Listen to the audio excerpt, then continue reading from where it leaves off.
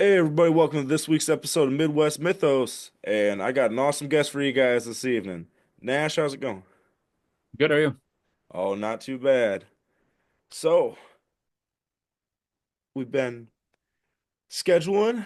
We finally got Yeah. it. We finally got it working. It was either, you know, Eli Watson told me about you, so I checked you out, and I'm glad he sent me your way because Yeah, you got Eli's a good dude. you got some pretty awesome stuff going on. Why don't you tell everybody a little bit about yourself?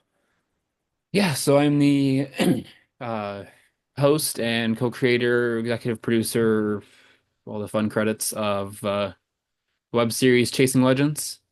It follows myself and my small team, and we travel around and look for various cryptids and kind of make a show about it and throw it up online, and had a lot of fun doing it. And yeah, it's the in a nutshell.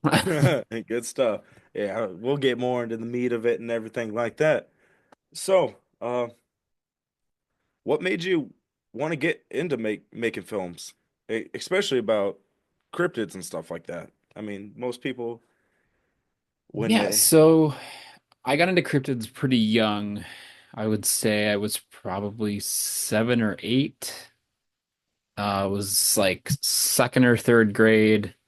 Came across a book about Bigfoot in my elementary school library and thought it was interesting. At the time I was watching a lot of nature shows. I was watching a lot of Steve Irwin, Jeff Corwin, a lot of them. So I was really into wildlife. And then I came across this, book about this thing called Bigfoot. And I was like, well, this is interesting. There's, reports of, large ape creatures in North America, but it's, people don't believe that it's there and yada, yada, yada. So it's like, oh, it's interesting. So then from there, it kind of just, I kept finding books about, that and similar subjects. I got into Loch Ness and I got into UFOs, and I was checking out these books so frequently that my elementary school librarian basically just went and found all of the ones she found on the topic and just set them aside specifically for me because I was the only one looking and asking for these books. So she just figured she'd make it easier for me. And then and this was early 2000s. So this, internet was still, not, a huge thing. I mean, it was readily available, but it wasn't anything like it is today. So that was, books were the main resource at the time. And then around then is kind of when paranormal TV started to be popular. Ghost Hunters was, getting there. Ghost Adventures was just kind of starting to come out. And then on the cryptid side, Monster Quest. And then shortly after that, around the same time, Destination Truth came out, and then that's kind of what broadened the kind of the gave me a global reach into these things, and it made it me realize like, oh, Bigfoot's not just a A, it's not just a singular creature. B, it's not just in North America, it's a global thing. And then there was all these, subgroups of things, and there's all these different creatures that are, reported and cited all over the world. So that just kind of really snowballed things. And then tail end of high school, I started getting into filmmaking. I'd always been kind of interested in cameras and storytelling and stuff like that. And then uh, always kind of wanted to find a way to kind of merge the two. And then mid 2013, I was uh, chatting with Caitlin Keeley, who co-created the series with me, and she was into the paranormal, and her and I always kind of, had talked mostly a lot of the times it was mostly joked about, making a TV show and doing all this fun stuff. Uh and I was just like, we should just try something. Like let's just give it a shot. She lived in Massachusetts, I live in Minnesota. She actually lives in Ireland now. Um, so getting together, we were basically a year out of high school, like, we had no money. So getting together was not possible. So I was like, well, I said, I've got some friends that I've, done some ghost hunting stuff with, I've got people that would be down to, try this. So we whipped together kind of a very, very rough, kind of synopsis and kind of how we wanted to do the show. We put a list together that was not feasible, and we were like, well, we need to test this. I'm getting ahead of myself. Um, and so we shot just a really short episode that was not supposed to ever be seen, and we had, it was and I always joke that my cryptid show started with a ghost hunting episode, and we had things happen, so we're like, well, let's just put it out there, and that was the very first ever episode of Chasing Legends. But yeah, that's kind of what it was, just kind of that right m- right time kind of thing where I was just like, I'm really into cryptids, I'm really into filmmaking, let's just do them both and see how it goes. That that's awesome, man. So we must be around the same age then, because exact same thing with me. Checking out the library books, early 2000s, Monster Quest, and the Destination Truth, man. And those were some pretty impactful shows. I mean, Yeah. did you did you have a favorite of all of them, like the Ghost Adventure, Destination Truth, or? I watched Ghost Hunters I never got into. I think it was more of how it was shot for me that kind of killed it. I didn't like the camera crew aspect of it. And so Ghost Adventures I really got into. My mom got me into that one. I got into Destination Truth on my own. Um I would say Destination Truth is probably the one I've watched the most in terms of just like I've probably rewatched it 10 times. I've met Gates once. I've I have contact with some of the other people that were on the show. Um, so that's kind of cool to kind of get that acknowledgement and kind of actually have some of these people that I can reach out to that actually worked on said show. And I know Doug Hychek who made Monster Quest. So it's kind of cool. Like, it was like the first time I ever met Ken Gerhard. It's like I watched you on TV when I was a kid. Now now I have your number. Like it's like it's kind of it was just it's been kind of it's been just a weird like thrill ride almost like to watch and read some of these people's research and then meet them in person and they're what you want them to be and they're cool and super welcoming and such and um we got to interview Christine Heber on the show, who was, one of the probably the more interesting Champ sightings. And, she was on Monster Quest sharing her stories and she's still alive. And so we got to interview her when we did our Champ episode, which was really cool. It's just, yeah, it's just been like, there's been a lot of moments in this journey where it's like, if you would have told, 8-year-old me, like, hey, you're gonna, go after that someday, it would, I would have been like, no way. Like, there's no way in hell. And yeah, it's been fun. That's awesome, man. Getting to meet like you said, meet all the people you saw and read growing up and everything. That's got to be and for them to look at you like a colleague as well, not just some fan that met them, at some convention and stuff like that. That's awesome, man. Yeah. It's crazy how I've noticed that since I started the show a few months ago, even with just like once you have a platform, it is an established platform. I cannot believe how easy it is and how willing these people that seemed like at the top of Mount Everest when I was like a kid or something like that are to just get a hold of and be like, hey, you want to sit down and talk for a little while? There's there's there's I was pleasantly surprised at how open a lot of kind of the more veteran researchers are to just like talking to you about, you know, their research. And I noticed that it seems like there's more gatekeeping on the younger researchers than there is on the more veteran researchers, which is not usually the case. Yeah. I I sat down with uh Ron. I met Ron Moorhead at a small event up in Michigan, and I sat and talked. He was just selling stuff at his booth. He was the main speaker of the day, and I was just like, "Hey, man, I know you talked about your quantum Bigfoot all this time, and you kind of mentioned the Sierra Sounds. Like, what else that happened out in the Sierras?" And we just sat at his table and talked for half an hour Nice. about that kind of stuff. So yeah, you're right. It is the older ones that are a lot more open to share, and I think it's a passing of the torch kind of thing too as well Yeah, for sure. that they're realizing. So with you said your first piece of film that you guys did was a ghost hunting. Mhm. Where was that at? If you So can disclose it. yeah, so like I said, I live in Minnesota, Northfield specifically, which is about an hour-ish, 40, 50 minutes south of Minneapolis, St. Paul. Um, and then just to the south of me, about 20 minutes is another town called Faribault, and that's where we shot. I kind of grew up in between um Northfield and Faribault. And there was a spot that I'd been to maybe twice before we actually shot the episode. So I had been there. I knew about it, and all it is just it was just a tunnel. It was just out. It was on a in a public park, so we didn't, it was, we could, we were able to be there. I don't know if we were necessarily able to be there late at night like we were, but it wasn't like we were trespassing by any means. Um, so it was like, okay, it's close by, it's easy to access. I mean, and like I said, it's a tunnel. Like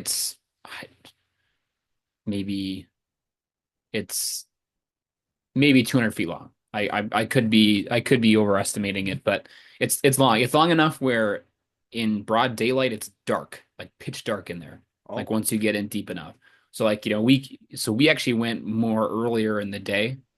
So, and that which was kind of more of like we don't want to be out here late at night and then get in trouble. Like, let's go, while the sun's kind of setting, just because I know it will be dark enough. And then that way we can at least see to get in and see to get out. So I was like, well, I'm like, here's a place that's close, it's free. I know there's some interesting stuff. It's good enough for us to test this concept. If nothing happens, we at least know if this kind of how we were doing the show at the time would work, which, was incredibly bare bones. We didn't have anything night vision wise. We shot the first episode on a Canon T3i and a GoPro. That was it. That's all we had. We didn't have any ghost hunting equipment. Or I think, oh yeah, we did. We had really cheap like EMF meters that yeah, it just was as bare bones as bare bones. And so we're like, yeah, let's just, let's go out there. So it was the team that I had assembled at the time was Patrick Meyer, which is a friend of mine, best friend. Him and I were kind of started ghosting together, so I knew him and I had, history of doing this, and he was down to do it. My cousin Michaela, who is still on the show today, and then my friend JC, who is still on the show today. And that was kind of like my, let's do it, let's make this work. And yeah, we shot it super raw style, documented literally everything. We just basically just ran the camera until we couldn't, and had some pretty interesting activity happen to the point where when we cut the episode, we got home, I cut the episode together, I think that night, and then we watched it. Um, I think like the next night I had everybody come over and we watched it, and like we had stuff happen. Like there was clear activity that we could hear because I had like at the time my house I had, a surround sound system, so we had could literally like hear everything from around the room, and we were hearing stuff that, we didn't hear when we were editing it. We were hearing stuff we didn't hear when we were physically there. So like this is actually not terrible. Like let's just throw this out there. So yeah, I think it was like July of 2013 we uploaded the very first episode, and I think it was like another year from there when we did the next thing. But um yeah, and then I think we've been back there a handful of times, just kind of filming and this and that. And then I think I shot 2 years ago. Yeah. Like around our 10-year anniversary, we shot a video there, just kind of like giving an update on what, what's been going on since 2020 since we filmed. And yeah. But That's yeah, awesome. it's a neat place. Now it's all they have lights and stuff in it, and it's you can't yeah, it's kind of killed the magic of the place. But um yeah, it's still a cool place to just kind of go and walk through. And Now, do you know if there was like a history of why there was activity we there? got we got mixed. We always got mixed things. Locally it was known as Hell's Tunnel, which is why we were like, oh sweet, but yeah, we were always told that it was, there was, we know that because it's like it like goes through like the side of a hill, and then up the hill a ways is a prison, like a minimum security prison, Hmm. which at one time we know was an asylum of sorts. And so we were always told that this tunnel was where, because there was like evenly spaced like doors that were like bricked up, and when we went there, two of them were there was holes big enough where we could go inside of them, and there's like these little rooms. So we were told that that's kind of where they would lock away the like criminally insane people, which I think we've come to learn that that wasn't true. Hmm. This tunnel, I think at one point it was uh grain storage or something, and then it was a city fallout shelter, and it had been kind of a numerous things over the years, but it was never used to actually like house people. Um, so why there was activity there, I don't know. But yeah, we were kind of given, you know, as any, local legend goes, we were kind of given different pieces of lore that, you know, just kind of made it seem more interesting than it actually was. Hmm. Yeah, I mean, when you live in particularly the Midwest, I mean, Yeah. there's not a ton of, unless you're living up in like northern Minnesota or northern Michigan or Wisconsin where it's like super forested. There really ain't that much stuff to do. So I mean, you gotta have your fun little local legends to Yeah. for the kids to do. Go somewhere in the weekend. Yeah, and that's actually how I first learned about it was when I was in high school. There were, people knew that I had, was kind of interested in the ghost hunting stuff and had been doing some of it, and they were like, "Oh, you gotta check out this place. Like it's crazy." And then they took me there, and that's kind of, how I first kind of learned about it.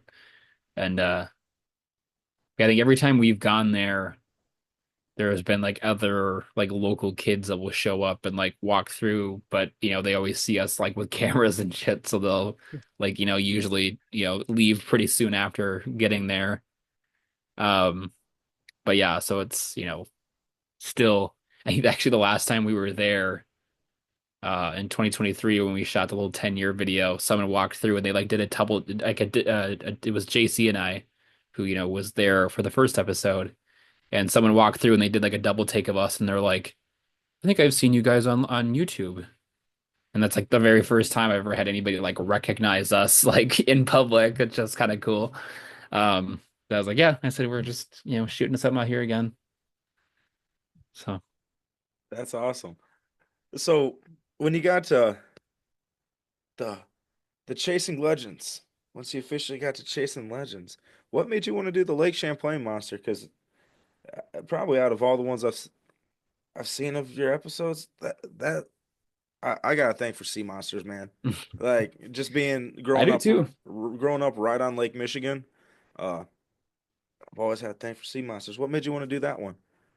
So early on, we assembled a list, and I'm kind of known for having this list, and it's something that I've continued to add to over the years. I think we're at like 80 some now, and these are like cases that I researched that I'm like, yeah, these are good episode topics. So set those aside for you know if and when this ever takes off enough to where we can tackle them. And Champ was always on it just because I learned about Champ early on in my research career, just because of getting into Loch Ness, and then I came across this, and it was dubbed America's Loch Ness. I was like, oh, interesting, that's cool. So I did a lot of research into Champ early on. Um, and then like our second episode that we shot back in 2014 was on the Lake Pepin monster here in Minnesota, which is also dubbed as a Nessie of sorts. Um, so yeah, I've liked lake monster stuff. So yeah, Champ was always kind of one that we always wanted to do just with watching Monster Quest, and we uh just it's just a cool fascinating story that seemed like it had a lot more going for it than Nessie does. Mhm. Um and so yeah, so when we were planning out that kind of first proper season that we shot in 2020, I was like, well, we need at least one lake monster one. And Alexander Pedikov was on the show at the time, or he was kind of consulting with us. And he's like, you can always do Champ. And I said, you're right, we could always do Champ. And he had shot a whole series out there for Small Town Monsters, so he knew all the people to talk to. I was like, well, if you want to take point, and reach out to the people you talk to and see if they would talk to us. And he's like, yeah. So he kind of did all the groundwork on that one just because he had all the research. And then I added kind of my own stuff into it too from what I had, kind of collected over the years and my knowledge of it. But yeah, he really was the kind of the brainchild on actually bringing that one to life. But yeah, that one was cool. I mean, COVID kind of screwed us on it just because we couldn't get a boat to do our own investigations. That's why we ended up in the freaking kayaks, which was probably the dumbest thing we've ever done. Um, but yeah, it was great. We had and we lucked out with those kayaks too, because it was the kind of a last minute interview that we threw together. It was a couple that had a sighting like days before we were there, and super nice couple. And we kind of told them our issues of wanting to get out, and they were like, well, we have these if you need them. And we took them up on it and at least got out on the water. But yeah, that's kind of one that I've told people out of the four that I would make a return trip to do proper, Mhm. just because it's such a big lake, Oh yeah. um that you need something with an engine to get around and actually hit all these proper sites. And but yeah, it was still cool that I'd always read about it, and I'd seen photos of Lake Champlain, but then when we actually got out there, I was like, holy cow, like this is insane. Like it's just beautiful, um, deep, Yeah. and the freaking mountain range that runs through the middle of it that you could see, like there's literally like a spot in the like dead center of the lake that you can just like get out on your boat and stand on top of this like peak of an underwater mountain. Oh, dude, that's awesome. Like if the water had been down more, the guy that took us out on the boat was like, yeah, he's like, I would have just let you guys off and you could have just stood there. And then but there was like I think there was like it was underwater like 3 inches. Yeah, probably not the best idea. But man, yeah, Pettikov didn't mention there was a mountain right in the middle of the lake when I was talking to him. Hmm. He was trying to convince me to make a trip out there just Yeah, because it's yeah, I recommend. It's very cool. it's on the list once my daughter gets a little bit older. Yeah. I ain't taking a 5 month all halfway across the country. Hey, I did it. Well, yeah. I had mine in a plane when he was 6 months. See, my wife won't. She don't like flying. She's like, we gotta. If you're gonna go somewhere, we drive. And I'm like, all right, it'll be fine then. Oh. But yeah, I like how you mentioned that it's more believable. Well, more possibility than the Loch Ness monster, because I'm not trying to dog on Nessie. But unfortunately, most of the famous evidence is hoax. yeah, Whereas with Champ, there's a lot that hasn't been kind of proven one and way or the other. just the ecosystem itself makes a lot more sense to me personally that there could be some giant like plesiosaur type thing compared to the Loch See, Ness. I ride the turtle train, for the Loch Just Ness given no with Champ. champ. Yeah.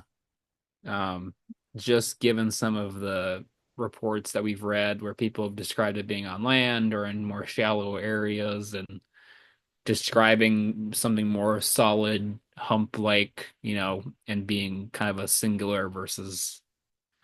So yeah, I think I, there's there's something out there that I mean, when you have people that know the lake inside and out and they're like, "Yeah, I saw something and I don't know what it was." It's like, "Okay, I gotta take this seriously then." maybe it was a. I can ride along with the giant turtle thing because there's sightings all over the country. But I mean, one of the most famous ones, the Beast of Churubusco. That's Hmm. hour south of me, hour and a half. If they got one in Indiana, I guarantee there could be a giant one slim in Lake Champlain. Yeah, I don't know what Nessie could be. It's kind of odd though, because there's with Champlain there is an abundance of food source for something, whereas I think with Loch Ness it's pretty limited. I Have know you there are fish, but have you heard the giant salamander theory? I've heard that, and then I've heard the eel theory. I can see either of those being the Loch Ness The eel theory seemed like it gained a lot of traction when they did that DNA sample or that DNA survey of the lake, and that was like what they primarily got was eel DNA. Huh. Either that or there's just a lot of upside down whales out there. Yeah. S- So, pukwudgies, man.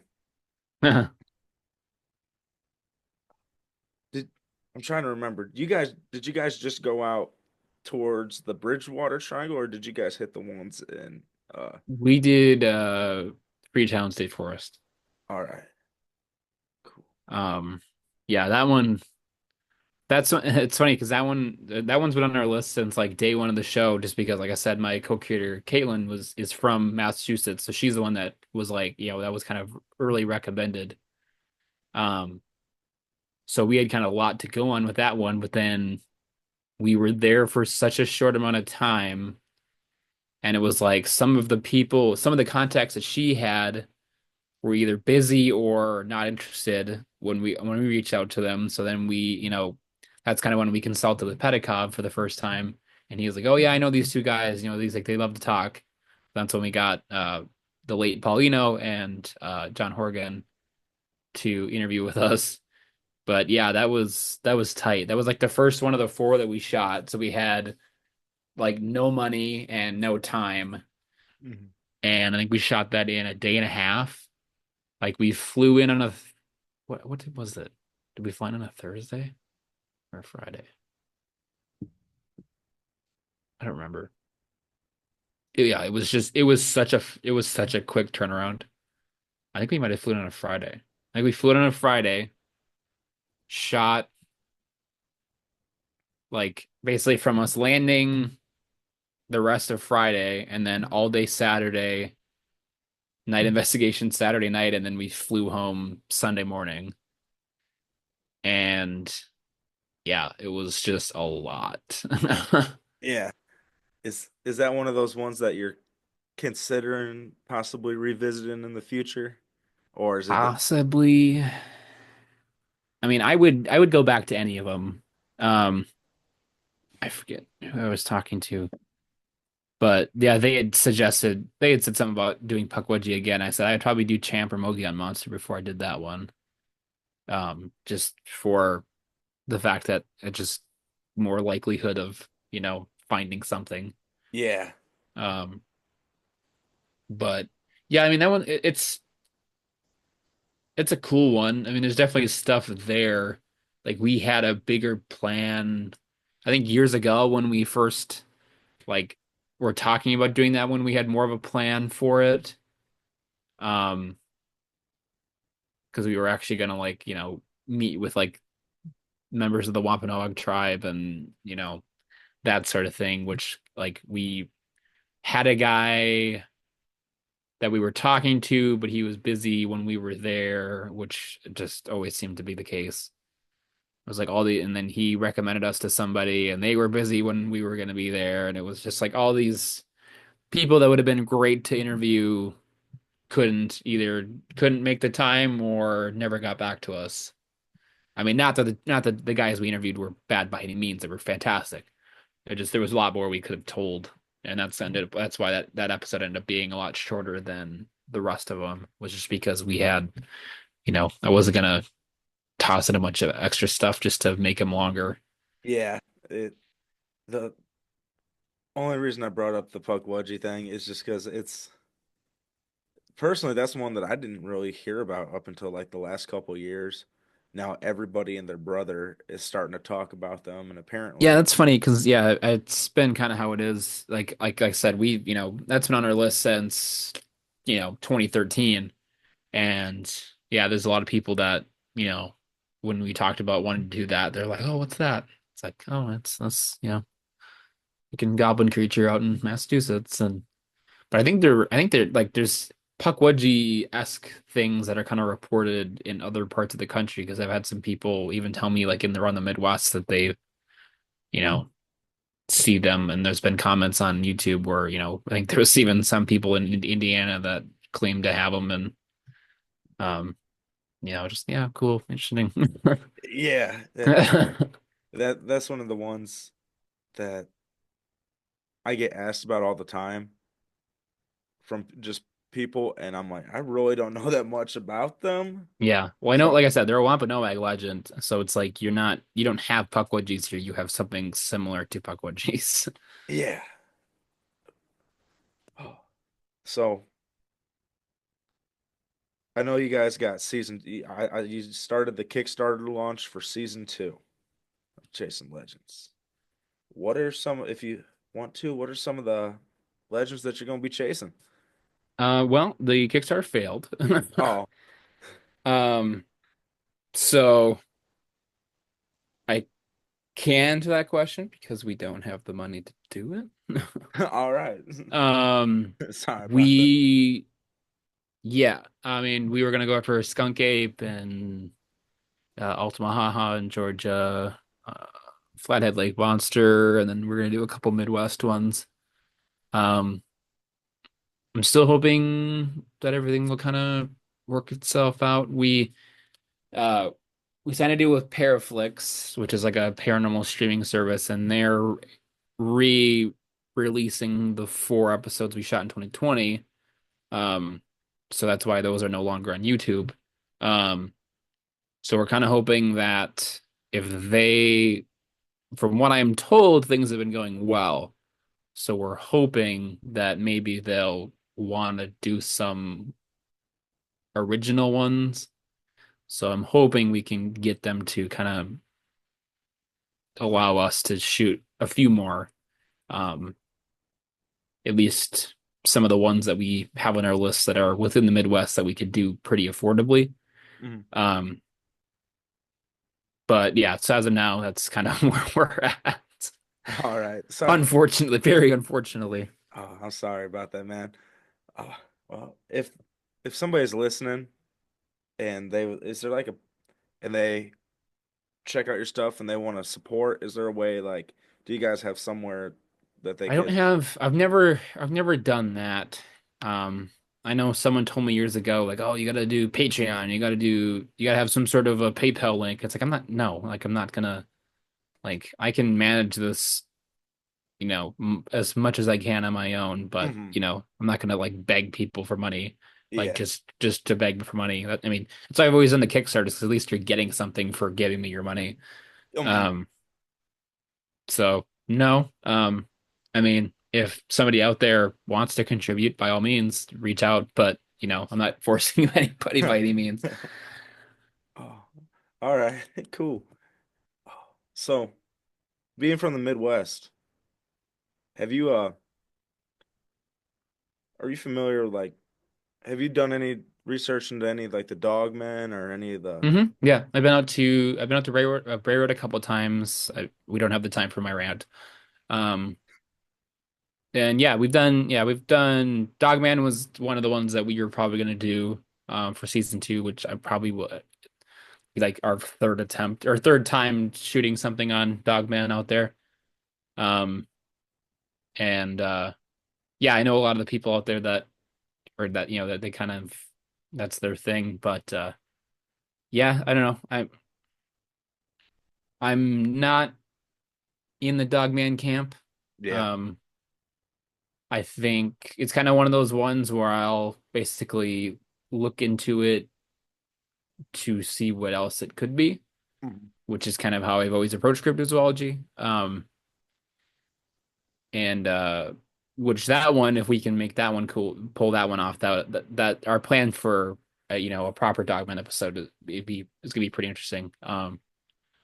But yeah, the last time we were out there was like 2019, and we casted a really huge canine footprint out in the woods.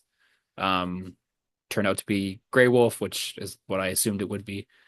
Um, so yeah, I don't know. It's interesting for Yeah. sure. Um, but yeah, I'm not gonna. Like I Yeah. said, we don't have the time for my rants. Yeah. I know a lot of people that have been out that way have some definitely got some opinions on the subject in that area for sure. Mhm. Uh, I think yeah, Bray Road seems like it gets a lot more credit than it's due. Um, I think there's better stories elsewhere in Wisconsin mhm. that actually like take place in areas that have proper habitat.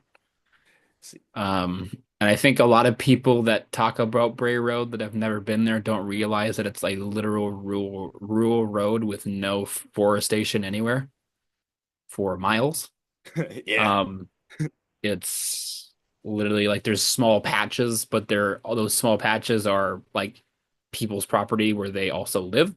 It- So there's not like, there's no large expanse of forest that anything large could hide in. I think if anything happened in Bray Road, it was something passing through.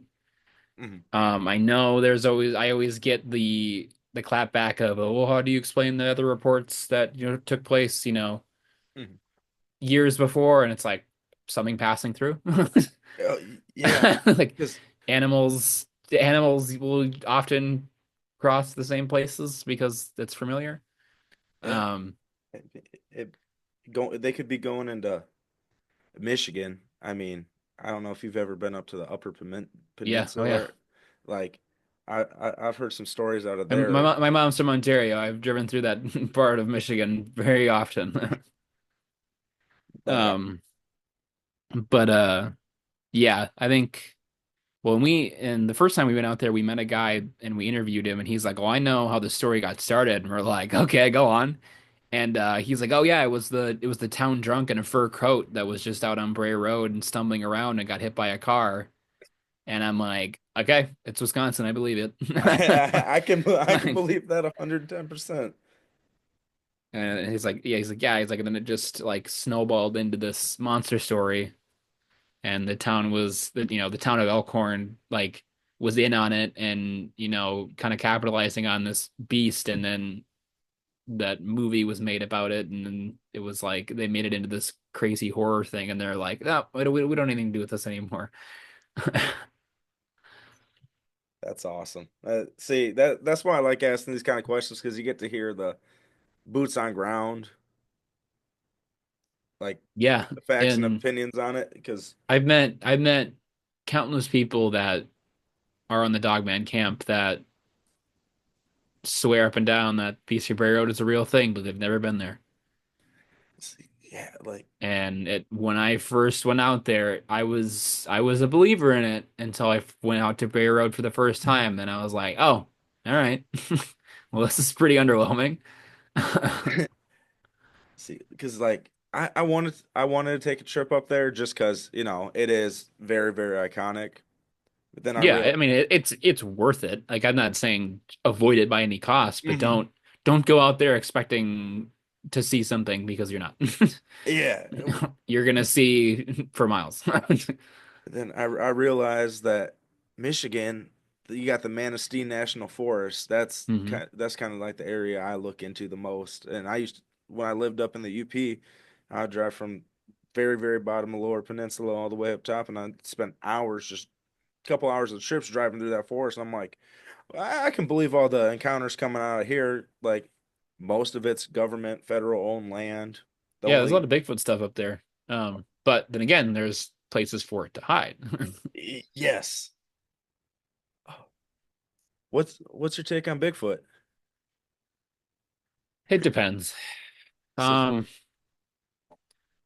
I get asked this a lot. And I always have to kind of reiterate to people that I'm not a Bigfoot researcher. mhm, I research Bigfoot, but I'm not a Bigfoot researcher. mhm. Um, and for some reason, I've gotten people mad at me because I don't just look into one thing. I don't understand why, but um, I'm a cryptid researcher. I'm not a Loch Ness researcher or Bigfoot researcher. I look into all of it. Um, Bigfoot's an interesting one for me because it falls back into some of the people that think it's one thing. And we did this at the Pan Meter Visitor Festival last year, where we asked people what their favorite cryptid was every time someone came by the booth. And if anytime we got just Bigfoot, we would follow it up with which one. And 9 times out of 10, people gave us the most confused look. Like, what do you mean? And then we would just go, and I would just like sleeper agent activate and go off about all the different variants around the world. And they were just like, just regular classic Bigfoot. It's like, okay, boring. Um, as far as North American Bigfoot goes, obviously you've got classic Sasquatch Bigfoot up in Pacific Northwest. Got Skunk Ape in Florida. We got Grassman in Ohio, kind of your neck of the woods. All of which Pennsylvania is kind of their variant. And then obviously it just kind of just becomes Bigfoot or whatever, kind of anywhere else. Mhm. Um, I think in North America, it's not impossible, but it's definitely highly unlikely that there's something large still kind of I think maybe up in I shouldn't say North America. I have to take it. Let's say lower 48. Because definitely when you get up into like northern Canada and stuff, that's a completely different ballgame. Oh yeah. Because there you've got large expanses of wilderness that there's nobody. Um, but lower 48, Alaska too kind of falls into that. I'll lump that in with Canada because and Pedikov has gone up there numerous times and has had some pretty wild stuff happen. So yeah, I'll leave Alaska out of that. Lower 48, I think it's definitely unlikely. Just because there's not, unfortunately, we're running out of undeveloped land. Mhm. Um, but again, I'm not saying it's impossible. I'm just saying it's not likely. I think other parts of the world, that's a different story. Once you get into kind of some of these places that have a more rich cultural appropriation with Sasquatch, then you have to kind of take that into account. Obviously, Yeti is viewed almost godlike and goes back hundreds of years, longer than, people have been talking about Bigfoot. Um, and then you've got obviously Yowie in Australia, which goes back hundreds of years, thousands of years into Aboriginal culture. The Yaren, same thing in China.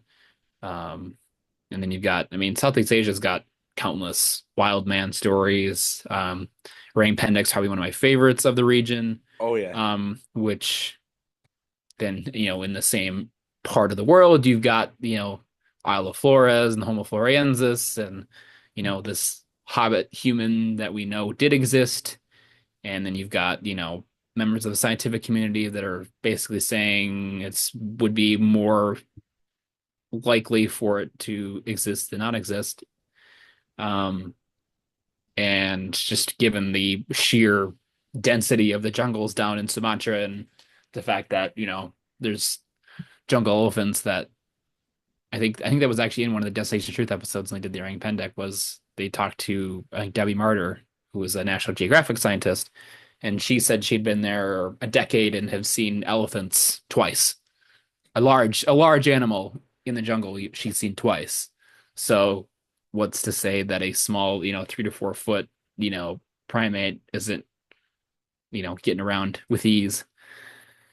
Um, and then so yeah, I think in those parts of the world, then we're talking probably. Um, it's more likely.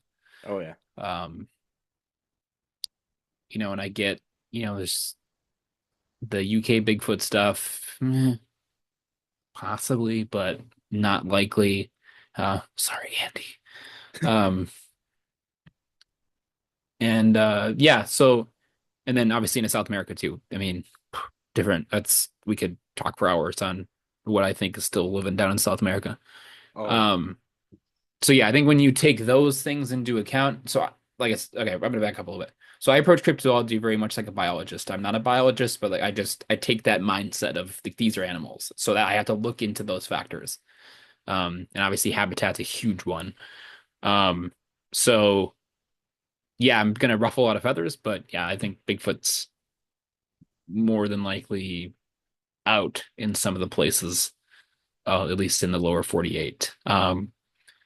Skunk ape still possible, just given kind of where. Yeah. Um, Mogia monster, I'm got obviously some personal like a personal foot into the game with that one just because I've been there, um, and kind of seeing that region definitely something could easily. Um, and obviously Pacific Northwest, I think that's kind of where it's kind of ground zero for Sasquatch in America. Um, so I think with those kind of places in mind, it's that's kind of where I personally would focus. But you definitely get, I mean, there's numerous reports in northern Minnesota, like you said, northern Michigan, northern Wisconsin. So I'm not ruling them out entirely, but it's uh, there's a lot more variables when it comes to these things. Whether it's misidentification or just you know making it up. Mhm.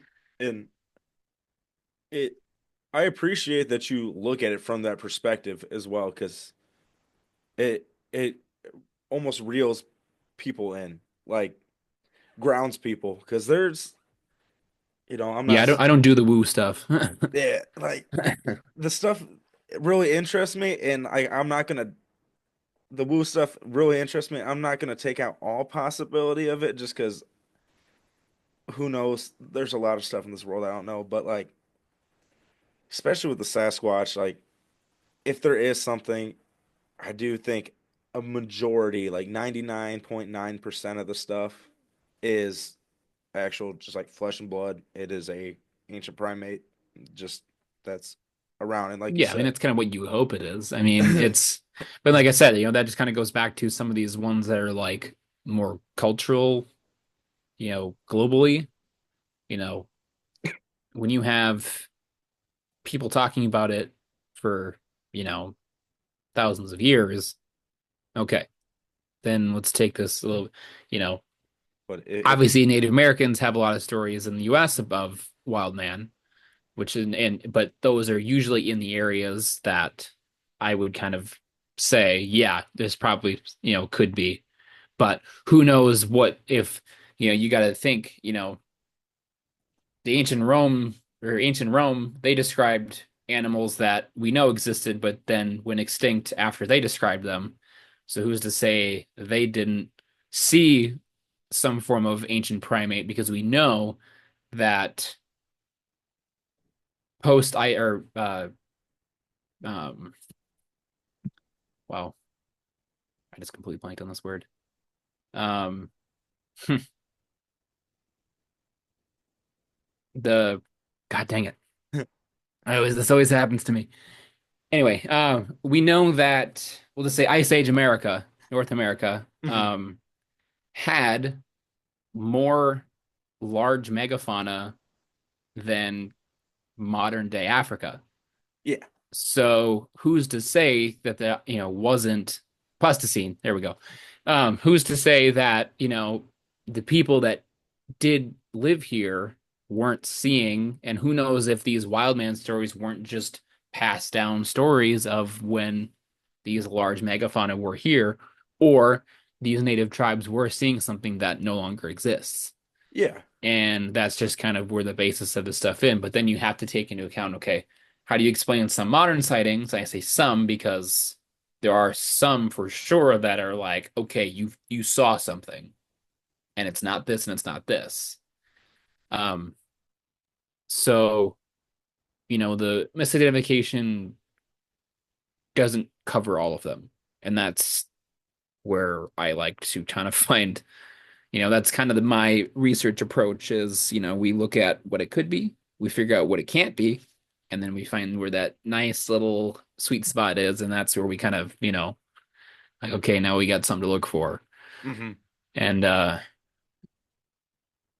so going back to kind of what I said about South America, I'm a pretty certain believer in the Megatherium, the giant ground sloth. Um, I think that has a very good possibility of still being alive in some capacity. Oh I yeah. mean, obviously, you would kind of run into some dwarfism with, just habitat loss. Obviously, their numbers are down. Um, but I think that is very possibly what the Mapinguari is based off of. Hmm. Um, and there seems to be considerable evidence that, there is something large that people are describing even today.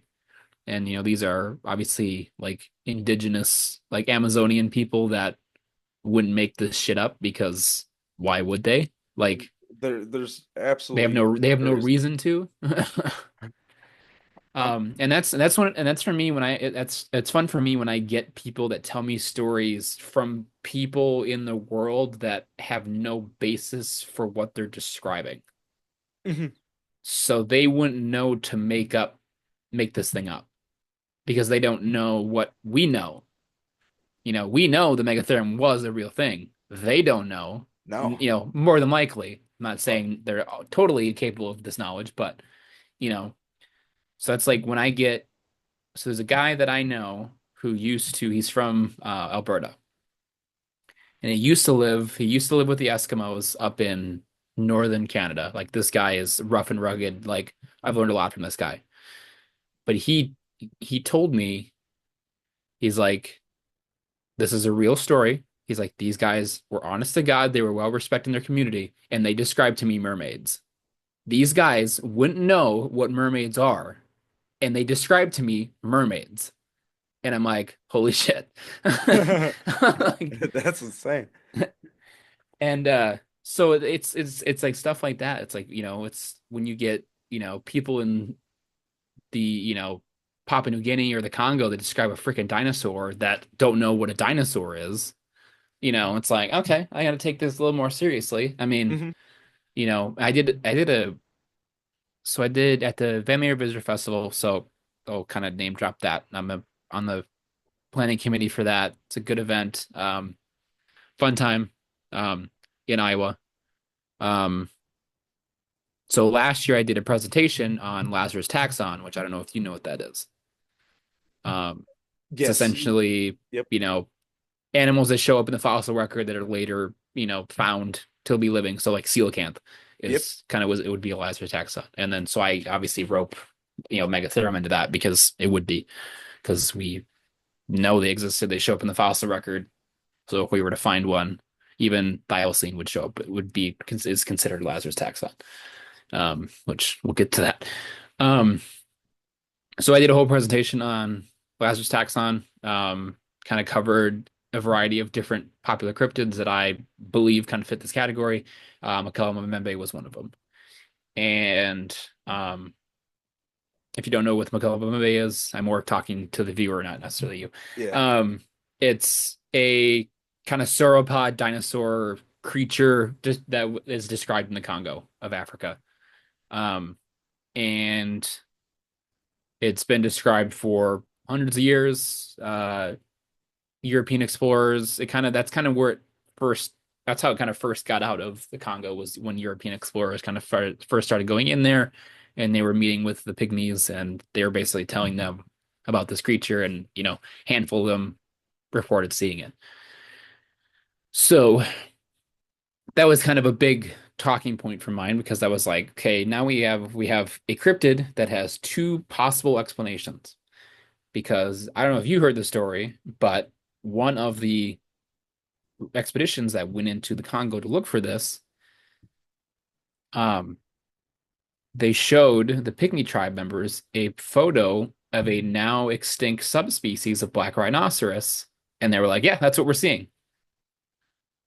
Oh, And this was a subspecies of black rhinoceros that lived in the Congo that is probably extinct, but it's one of those things, it's the Congo. yeah. So that's, so I kind of brought that up. I'm like, I went off on the whole sauropod. This is what is being described. And then I dropped that. And everyone was like, oh, I'm like, yeah. So then it's like it's kind of one of those things where it's like now you have people that don't know what these animals are, and they're describing a monster. We know what a rhinoceros is. They didn't. Mhm. To them, it was this crazy monster, which in turn, yes, Yeah, you know.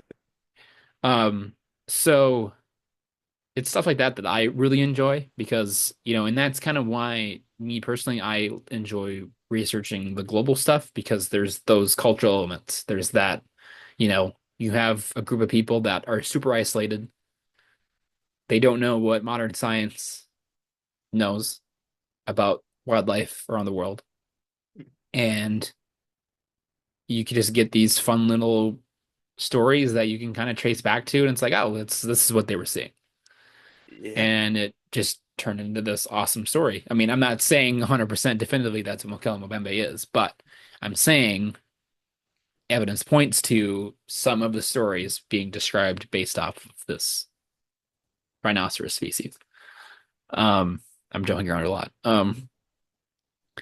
Because so yeah, so I'm, and that just kind of that also brings me into the boat of the, just viewing some of these as extinct animals, Mhm. which is a camp I kind of got into a couple of years ago. Um, and once I kind of started looking at things through that lens, I was like, oh, this stuff starts to make a little bit more sense. Yeah. Because then you kind of look back and find animals that are in the fossil record or, known extinct animals that fit descriptions pretty well.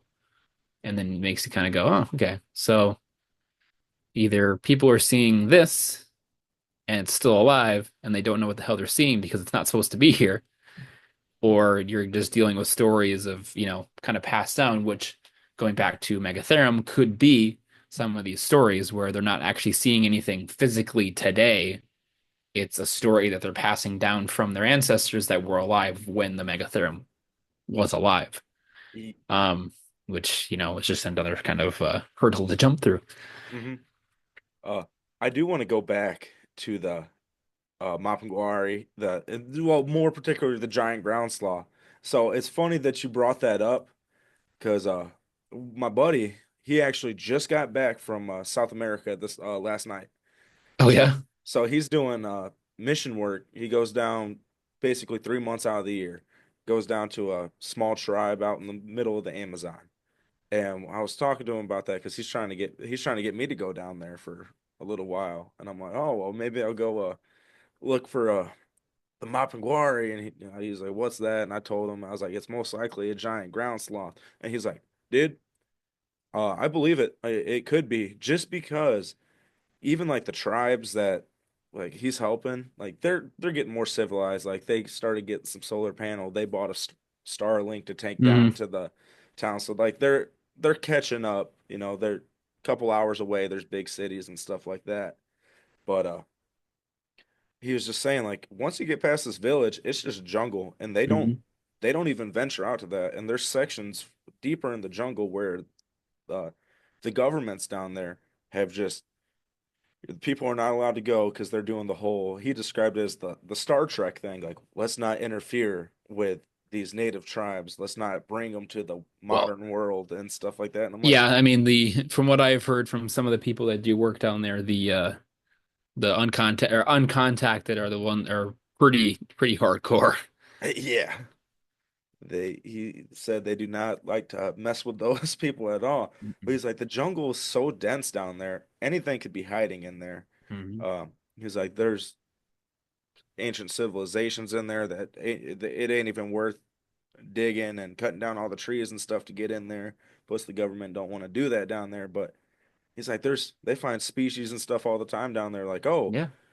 we see this once every 25 years, but I forgot what it was, but it's something like that we would see every single day up here in North America. But like you said, like when talking about Mobembe, yeah, I can never pronounce it, And man. we'll call them MMA. Yeah, like yeah, the rhino, it's stuff that we know all the time, but they just don't. So especially down there, I could agree, like that ground sloth's still there.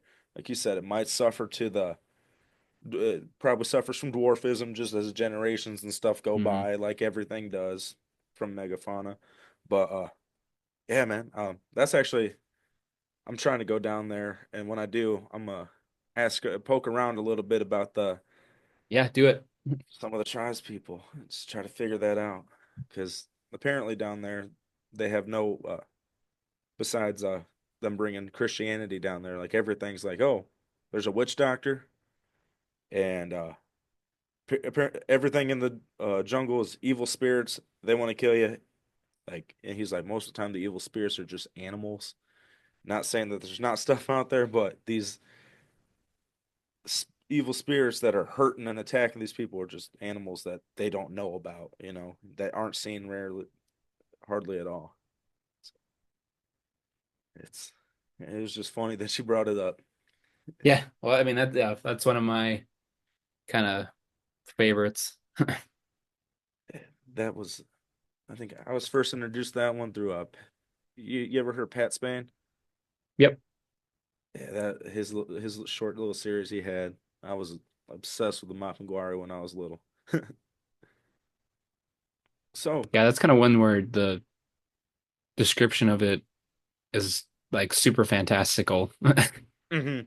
You know, Try. it's just yeah, the giant mouth on its belly and it has one eye and but then it's like you look at it and it's like, oh, it's described as having long claws on its hands and feet like a sloth. And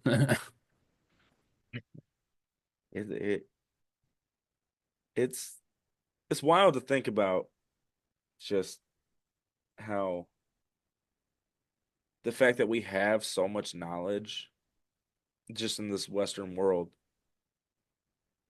almost makes us like fantasize these things way more than the people that do not have the knowledge at all. It I don't know if it's just because like we're bored and looking for something exciting or because who knows? yeah, I don't know. That's this stuff just I don't know. This stuff drives me. I think it's just the kind of the mystery of it all and kind of just, you look at where some of these places are and where some of these stories come from, and it's like, yeah, there's probably something there, you know. Oh, wait. No, I do got one more kind of big question for you. Go ahead. All right. What's your dream location or topic that you want to do a project on? Like if you had all the funding in the world, just you can go anywhere in the world and look for it. Unlimited time, unlimited resources. What would it be? Bioscene. Yeah, big fan of it. Oh yeah, I Bioscene's probably my top for whatever reason. I don't know why.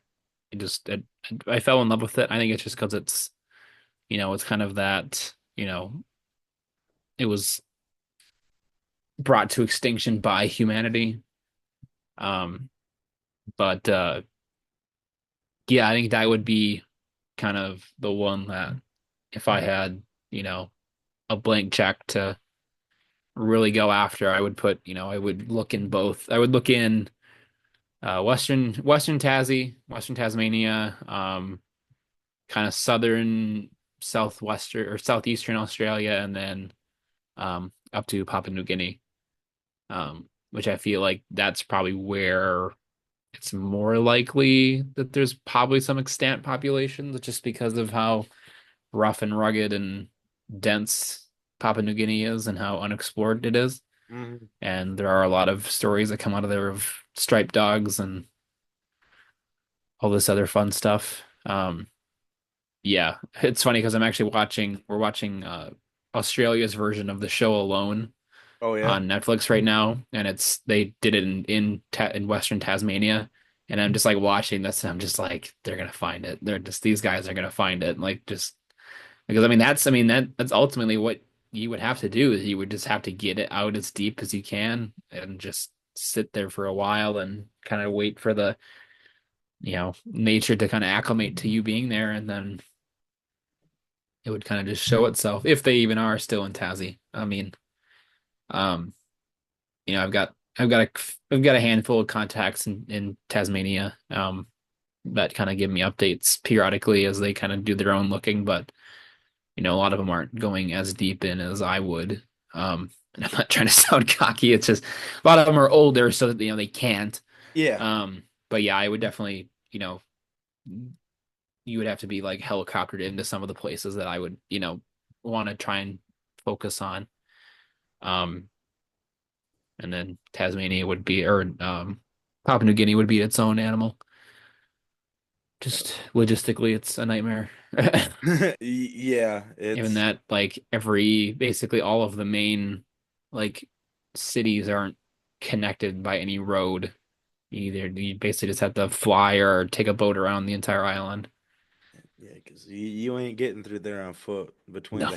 between the Mm-mm. terrain and the headhunters. And You, the cannibal tribes, yeah. yeah, man. I had a professor in when I went to university up in the UP, and he was a platypus geneticist, and weirdest thing ever. What a profession. Coolest, one of the coolest dudes I ever met. And I just remember talking to him about it because he spent a lot of time in Tasmania, Australia, just in that area after he got his doctorate. And I remember just talking to him. I was like, "You think there's a possibility that it's phyllocyst out there?" And he's like, "Yeah, for sure. There's just so much. If you look at, I'm not telling you anything you don't know. So viewers, like, if you look at a population map of these countries, Hmm. like everything is very close together, and there's a lot of uninhabited space. So there's, Yeah, Papua New Guinea for sure. I mean, island of Tasmania, it's like basically it's the north down to the east to the south, where Hobart is the capital of the state of Tasmania, and then everything west is just wilderness, and that's where there's a lot of sightings to the north, but it seems like there's not many to the west, but that's also just because there's no people, there's nobody to sight them. Mhm. Um, but yeah, I've got a map somewhere that somebody gave me of it was basically every Papua New Guinea sighting they could find, kind of triangulated. Um, yeah, this has been one that I've like that's kind of like if I was to, like I said, if I was to be given a good budget to do something, I would, that would be what I would do. And if I couldn't do that, I want to say a Rang Pendek, but that would be probably more of a logistical nightmare. Um, Otherwise, just probably some of the stuff in Africa or Yeti, probably. Um, yeah, I'm nuts when it comes to wanting to do these ones because it's like all the ones I want to do are in like the most dangerous remote places. I feel that, man. I feel that 110%. That's where you gotta go. That's where they're gonna be. You know, everybody and their brother is setting up, taking cameras out in the woods right now, looking for stuff in the U.S. I like you said, I want to go to these remote countries where nobody else can go and try to Yeah. find this. It, it's fun stuff, man. Like the thing that does suck is you do need a history channel or travel channel budget to Hmm. really do these things unless you're prepared We tried. to try to take your whole life and just move out to the place. That logistically to me, that's the only way I could make something like that work is find the one area I want to go and just pack everything up and move out that way. Yeah, we've pitched this quite a few times to networks and larger production companies, and a lot of the times it was either no one's looking for this type of show, or it's we like everything about it, but we know it won't sell because you don't have a big name attached. And it's like that's the point. Like it's my research. It's like us, it's me and my team looking for this stuff. I don't need to, people want to see people go after this stuff. They don't want to see some fucking, sorry, I don't know if you allow swearing on that. Dude, Um, it don't matter to me, man. I let um, people use what they want. People don't want, some celebrity that has never been in the woods in their life going out and looking for this stuff. Like it kills it. Um, and it's like I know because I've been doing this long enough, and I talk to these people that watch the show and they like it, and they like that we're just regular people with the interest and knowledge into these things. And we're always, yeah, it's just like, yeah, we can't, it's, too much of a gamble to even attempt. I, I think you'll be. I'm gonna say hold on hope to that because I think we're moving towards a change from the mainstream to these lower budget. Um, just at, not saying your average Joe because I mean you built something up for yourself, but people don't want to see Josh Gates in 5 shows. Every single show on the Travel Channel. They don't want it to just be him be the host. They want everyday people that bring something new to the table, like not the same personality they have. And I mean, at least me personally, I'm starting to see a major shift in that. It just from talking to people every single day, like, hey, I don't watch Yeah. TV no more. Let's find, any but good monster hunters on YouTube or anything like that we can check out because these shows on the You've mainstream. probably talked to all the people I know. Probably. Um, Yeah, I don't know. I've reached the point where, like, because years ago when we started this, that was always the goal was network. That was where we were, and that was before we even, knew what we were doing. Like, you look at, we've learned a lot on how to produce TV. And a lot of that comes down to just getting the right people involved.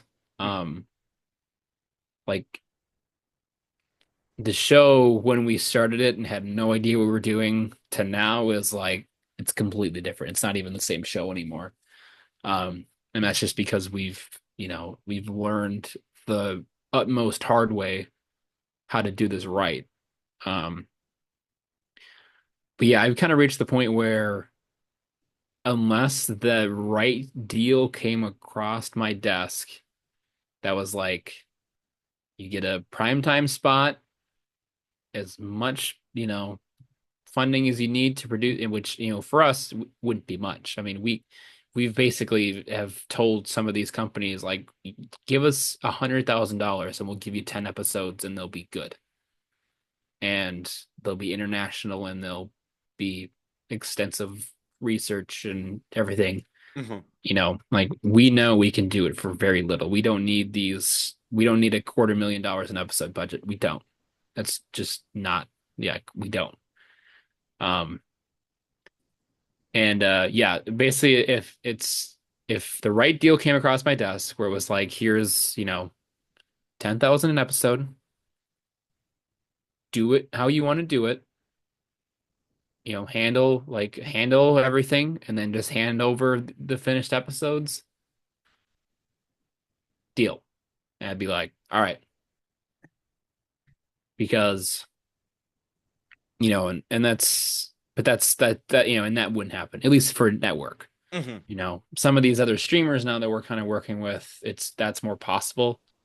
Um, Obviously, the paycheck wouldn't be the same, or I shouldn't say paycheck, the budget wouldn't be the same. Yeah. But, having that freedom, because like I don't, that's been one thing that I've always tried to steer away from is I don't want to make this show unnecessarily scary. That's not what I'm about. Yeah. That's not what we're out there to do. You know, if we have tense moments, we'll show those tense moments, but I'm not going to add in some tense music when we think we hear something to draw up some drama.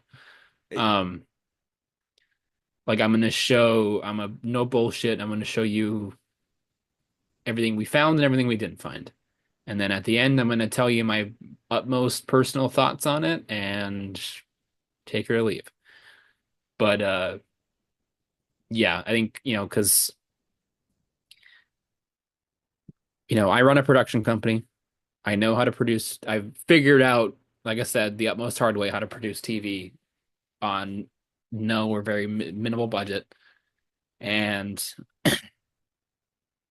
we know how to do it all. We can, develop, we can shoot, we can do all the post production. Give us a place to put it and give us the money to do it, and I'm yours. That's all it takes. That's and that's kind of like that's the I mean, I think this kind of goes with a lot of things, but that's been the largest, most frustrating hurdle is the money. mhm.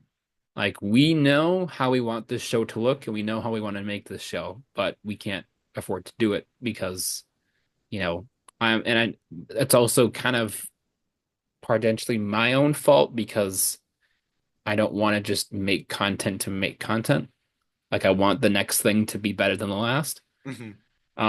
So it's like I'm not just gonna like, oh, just start making episodes again. It's like, yeah, but I'm not just going to make lesser quality episodes just to make episodes because then I'm not satisfied. Yeah. You might be satisfied seeing it, but I'm not going to be satisfied making it because I know I can do better. Mhm. Um, I mean, we're in a better place now because we own a lot of the professional equipment that we didn't have access to when we first started. Yeah. Um, so that's kind of the benefit. And you know, when I've kind of talked with like with Paraflix, for example, they kind of asked, like how much would you necessarily need? And I was like, we could produce an episode at least locally for $1,000. And they're like, oh, I thought you were gonna say something like $5,000 an episode. I'm like, no. I said that would be like, down the line, yes. And that would be, us going to other countries and all that fun stuff. I said, to shoot something that's 3 hours away from me, I don't need that. I don't need to fly. Yeah. Like that's, Load everything up in the vehicle and just basically, yeah. I'm like, and they're like, well, I'm like, what would you need to rent for equipment? I said, we own most of the equipment we need. We've got between me and my business partner and the people that we collaborate with, we've all got our own cameras. We've got all the night vision equipment we would need. We've got all the audio equipment we need. We've got all the investigation, expedition equipment we need. Like we've got it all. Like we just need you know, the check and a place to put it. yeah. Like it's as simple as that. Just give us that green light and we'll give you a good show. That's I awesome. mean, it's gonna look a lot different than what's out there now. Mhm. We've pretty much said that anything we do, if and when we do things in the future, it would be essentially like a refresh of the show because the episodes would be shorter, more condensed, and that's more of to just kind of keep things going. Because that was one thing that we ran into when we were editing the 4 episodes that we released in 2020 or 2021 was that I had like a predetermined length and we just kind of had to do what we could to make it fit. Whereas if I was like, I want these a half hour, it would have been, they probably would have been a lot better because wouldn't have been so many kind of like lull moments. Mhm. So we're like, we'll do network standard 22, 24 minutes, you know, for a half hour. That way it's just nice, quick, basically it's gonna be like half of a Destination Truth episode. Yep. I'm gonna narrate the episodes now, so we don't have to try so hard to cover everything. We don't have to, we can just basically shoot a ton of B-roll and interviews and then the investigation, then I can just narrate what's happening. Yeah. But then that way too, we can add in more information that, either I forget to cover or we learn after the fact. And then we're gonna start dealing with 3D models and animated maps. And basically we're making dollars for Destination Truth is kind of what it's gonna look like. That's awesome though, because me personally, I'm a big fan of the dollar store versions of all the stuff, you know. Yeah, well, I mean, But it's that's the show that inspired this. mhm. So it's more of like a homage to that. It's where they say imitation's best from a flattery. Um, but then it's just our own spin because it's me and my team. They're all close friends of mine. Obviously, one of them's family. So we have that dynamic where we can be funny with each other. We know how to work with each other. So it's just going to be a raw, honest. We're not faking anything. It's just, you know, making we happen to be filming ourselves looking for monsters. And so yeah, I'm kind of hoping we've got I think the rougarou episode will air not this Saturday, but next Saturday on Paraflix. And then after that, I'm gonna have a meeting with the people in charge, and hopefully they'll be kind of on board with wanting to do a couple new ones. Obviously, it'll be exclusive for them if they're gonna pay for it. Oh yeah. Um, but um, at least it gets us back out doing stuff, even if it's just, a couple new ones and then we just call it quits. Because I'm other than the legends, I'm chasing that perfect episode. Yeah. I mean, I I'm looking forward to see what you guys get through this, and I really hope the stuff with Paraflix does work out. It would be cool. Uh, even if you guys, Yeah, like you said, if even if you're just doing some stuff in the Midwest, it's still something. And who knows? I mean, maybe after seeing all this stuff, with a little higher budget from this, who knows? Maybe that's what the network will and do. that's kind of what I'm hoping for. If we can basically show them that we can do good quality for very little, hopefully we can make them or someone see like, oh, imagine what these guys can do if we gave them more money. Hmm. That would be Yeah. maybe one day. Same quality, but just in better places. Maybe one day we will see you climbing Mount Everest looking for that Yeti in the jungles. Oh, dare to dream. Yes, sir. Well, um, unless you got anything else you want to talk about, and I think this might be a good place to call it here. Yeah, I think we've covered a lot. I mean, I mean, you really just let me loose and I just got it covered a lot of different things. That's my favorite thing is when the guest lets loose, man. I'm not. I know it's kind of weird being a podcast host. I'm not the biggest like when I'm having conversations with people. I don't like to be the one talking. I Yeah, I look. like I like the I like the open format. I've done a handful of podcasts in the past where they were like they had set questions and they didn't want to deviate and it just made it not fun. So I like these ones where it's actually a conversation, not an interview. Mhm. See, yeah, it's for me. It's always like obviously towards the beginning of the episode. It takes me a Yeah. second to You got to get. ask questions to get the conversations going, and then from there it can just kind of become its own thing. Yeah, because I mean, dude, like you said earlier, talk for hour. We could talk for hours about South Africa. Well, not South, just South Africa and America. Yeah. South Anything. We America. could talk for Yeah, hours about cryptids. yeah. That's the kind of stuff I like doing, man. Like the reason I talk to people like you is I want to hear what you guys got going on. Like, what's the boots on the ground? Like, what's this person's opinion? I want to hear your guys' stories. I don't tune into people's podcasts every week to listen to them talk. I want to hear the people they have on talk. But with that being said, man, why don't you tell everybody where they can find you and all your stuff? Yeah, so easiest place would be chasinglegendscrew.com. That's kind of the one-stop shop. All of our social links are there. The link to watch the episodes on Paraflix are there. I'm pretty sure the episodes are still on our website though. Probably should have taken those off. But those are there. Yeah, so our website's kind of the one place. Chasing Legends Official is our Instagram and Facebook. I'm at Nash Hoover. And if anybody's in the Midwest, catch me at the Van Meter Visitor Festival. Hold on, I gotta figure out the date. I should know this date because I'm on the committee. 27th of September, Ooh, last Saturday of September. I will be there. man, Um, y'all might see it's a me cool out there. event. Dude, come. It's I, fun. I only got one event planned for this year, and it's not till October. So, actually, it's If the you, I'm, like I said, I'm on the board. So if you want a vendor spot, hit me up. I can uh, hook you up. all right. I, they're not, we don't price gouge people. It's reasonable. Chad Lewis, I don't know if you know who Chad Lewis is, big Midwest researcher. He's like the main guy of the well, it's a bunch of non-Iowegians that run this thing. It's hilarious. Um, Tobias Whalen is the first confirmed, I probably shouldn't be saying this, but is first confirmed speaker. It's another Midwest, Wisconsin researcher. Yeah, it's a lot of fun. It started out as this is be my 11th.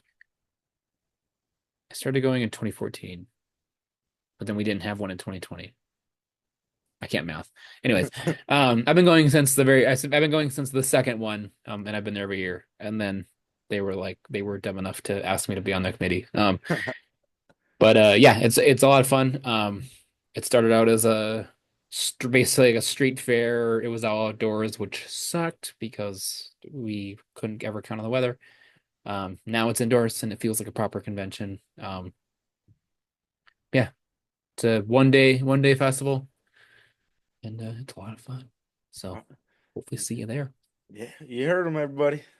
Go check out his stuff, and thank you again for coming on and being guests. I had a lot of fun with this conversation. Yeah, anytime. Learned a lot of stuff, and I hope the listeners, I hope you all listen to it. So, with that being said, guys, thank you for listening this week. If you or anybody you know has had an encounter with anything, or is a researcher, documentary maker, or just somebody that wants to talk about history, cryptids, or the unknown, reach out to me. Links are all in the description, and y'all have a blessed week. Bye.